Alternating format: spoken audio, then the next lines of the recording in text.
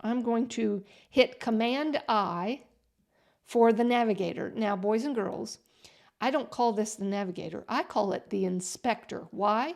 Because Command I or Control I on Windows is the keyboard shortcut to get the Navigator open. But I call it the Inspector. So if you hear me say the Inspector, it's because I remember the keyboard shortcut of Command I. Now you can't hit Command or Control N because something will happen and I don't know what it is. So anyway, here we are at this second container. And okay, so I made this, let's just hide this right now. Where are we? I don't know.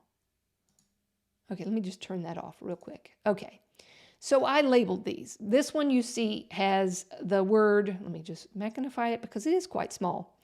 I have a parent container, and I use this as the parent-child relationship.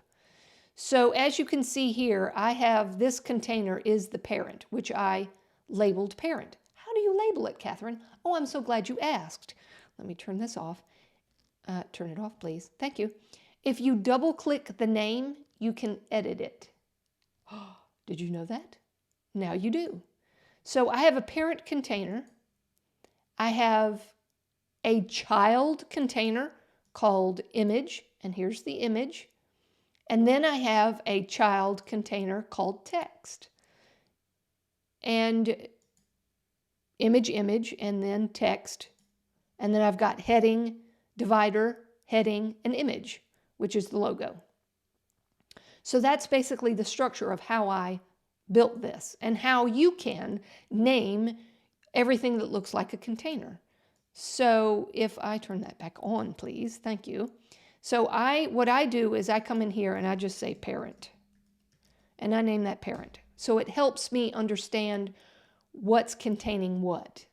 So if I just open up the parent, then we've got a right-click image, and I can right-click the other container, and I can say text. So that's how you name these. Lovely, lovely, lovely.